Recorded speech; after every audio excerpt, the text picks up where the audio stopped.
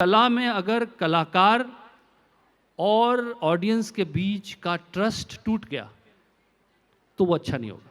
विचार विमर्श, विवादों की जगह विचार विमर्श सामने किए जाए और उसी के माध्यम से मैं जो भी अचीव कर पाया हूं वो विचार विमर्श से ही कर पाया। ये बताइए कि आपसे पहले तक वो कुर्सी सबसे विवादित रही थी, लेकिन आपने जब से कमान संभाली है सेंसर बोर्ड की, बहुत सारी विवादित फिल्में आई हैं, लेकिन कहीं पर आपके इर्द गिर्द कंट्रोवर्सी नहीं हुई है। कैसे करते हैं? फिल्में ठीक आने लगी हैं या आपने कुछ अलग किया है? नहीं, कोशिश मैंने ये की, देखिए कि हम बैठ कर के हमारा जो बोर्ड है, मुझे बहुत खुशी है कि हमारा जो पूरा CBFC का बोर्ड है बहुत ही अच्छा बोर्ड है। और मैं ये मानता हूँ कि वहाँ पे काम करने वाले जितने भी ऑफिसर्स हैं, ब्यूरोक्रेट्स हैं, वो सब चाहते हैं कि वहाँ पे एक स्मूथली काम हो।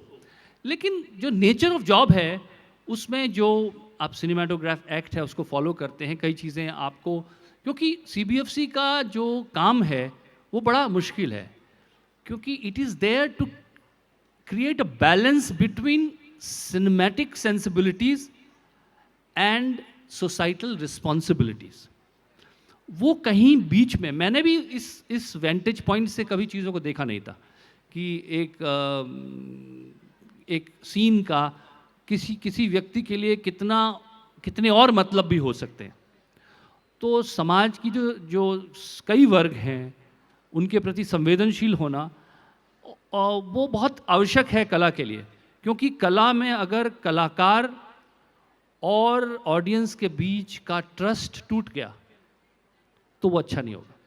अगर मैं अपनी रचना सुनाने से, मेरी रचना सुनने से पहले आप अगर वैरी हो जाएं, आपके गार्ड्स ऑन हो जाएं, आप मुझ पर विश्वास न करें कि ये मुझसे कुछ ऐसा कहने वाला है जो मेरे प्रति असम्मान व्यक्त करेगा, तो शायद वो ट्रस्ट टूट गया आपके और मेरे बीच।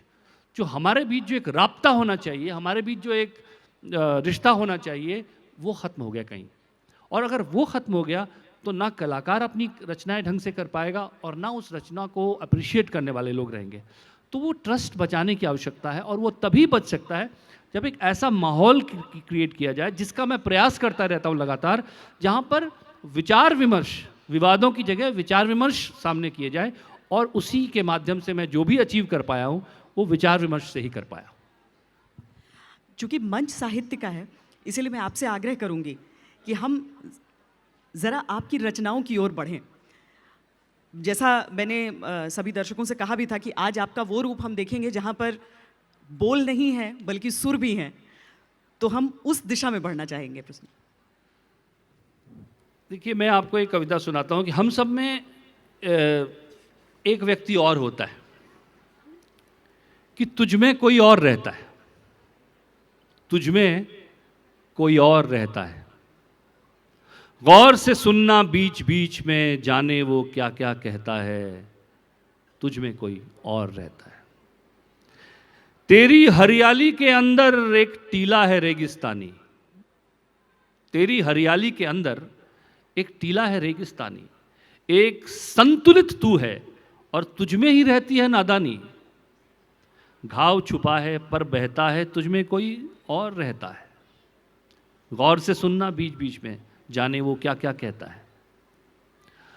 आंगन में जो वृक्ष खड़े हैं सब तुमने ही बोए एक दिन। आंगन में जो वृक्ष खड़े हैं सब तुमने ही बोए एक दिन। तुम्हें याद है हंसी खिलखिली पर तुम ही थे रोए एक दिन। तुम में ही है जिद्दी आशा, तुम में ही है जिद्दी आशा और तुम में ही घोर निराशा। तुम ही गोटी चलते हो और तुम ही फेंक रहे हो पासा। अपने जुल्म खुद ही सहता है। तुम में ही है जिद्दी आशा और तुम में ही घोर निराशा। तुम ही गोटी चलते हो और तुम ही फेंक रहे हो पासा। अपने जुल्म खुद ही सहता है, तुझ में कोई और रहता है। ये मन की नारंगी चीरो, ये मन की नारंगी चीरो, फांक फांक तुम ही हो सारे। ये मन की नारंगी चीरो, फांक फांक तुम ही हो सारे। इच्छाओं के इस कमरे में नींद तुम्हारी, स्वप्न तुम्हारे। खुद करता है खुद भरता है, तुझमें कोई और रहता है। तुम ही चांद के शीतल प्रेमी, तुम ही अग्नि को हो उकसाते। तुम ही चांद के शीतल प्रेमी, तुम ही अग्नि को हो उकसाते, तुम ही शांति का दूत बने हो, तुम ही रक्त को हो दहकाते, फिर भी रंग कौन भरता है, तुझ में कोई और रहता है।